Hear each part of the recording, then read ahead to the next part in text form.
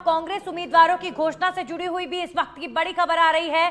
आचार संहिता लगने के बाद ही होगी पहली सूची जारी। बड़ी खबर, उम्मीदवारों के पैनल बनाने का काम लगभग पूरा हो चुका है। वाम दल और लोक दल के अलावा अन्य दलों के साथ गठबंधन की बातचीत भी कांग्रेस पार्टी की लगातार जारी है। लेकिन ये बड़ी जानकारी यह है कि आचार संहिता लगेगी और आचार संहिता लगने के बाद ही कांग्रेस पार्टी की जो पहली सूची है उम्मीदवारों की वो जारी होगी। अभी फिलहाल गठबंधन आरएलपी के साथ या वाम दल के साथ होगा या नहीं, इस पर चर्चा लगातार हो रही है। हमारे सहयोगी दिनेश डांगी जुड़ गए हैं। दिनेश, लगातार पार्टियों में कैंडिडेट्स को लेकर सरगर्मी तेज है, लेकिन कांग्रेस ने एक बात साफ कर दी है कि अभी फिलहाल सूची नहीं आएगी। आचार संहिता लगेगी फिर सूची आएगी। गठबंधन भी कांग्रेस कर सकती है। नलिनी, देखिए, भाजपा या कांग्रेस चुनावी मौसम में अब सभी को इसका बेसब्री से इंतजार है कि कब दोनों पार्टियों के प्रत्याशी घोषित होंगे।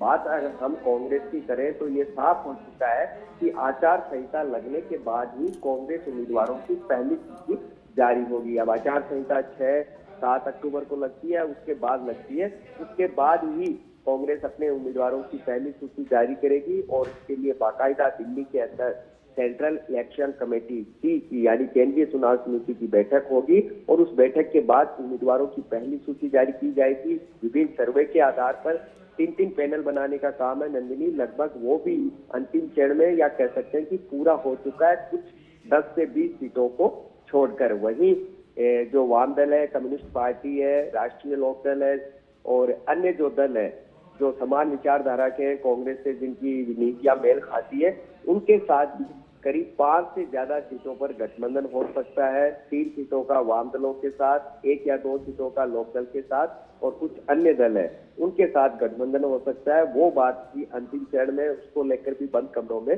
बातचीत यहाँ पर जारी है। तो अब कांग्रेस उम्मीदवारों को आचार संहिता लगने का बेसब्री से इंतजार है ताकि टिकट के लिए जो बैठकें हैं, जो प्रोसीजर है कांग्रेस का, वो यहाँ पर शुरू हो। लेकिन कांग्रेस ने ये तय कर दिया कि आचार संहिता लगने के बाद ही हम उम्मीदवारों की पहली सूची जारी करेंगे।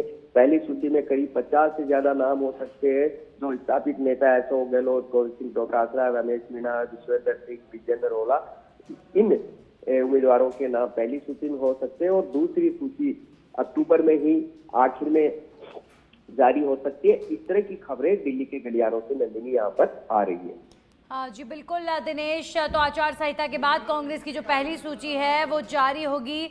अब इंतजार बस कैंडिडेट्स की घोषणाओं का ही हो रहा है। वहीं इस बीच सरगर्मी और ज्यादा तेज हो जाती है जब ये पता चलता है कि क्या कांग्रेस पार्टी गठबंधन कर सकती है। बड़ा सवाल। बहुत बहुत शुक्रिया दिनेश आपका तमाम जानकारियों के लिए।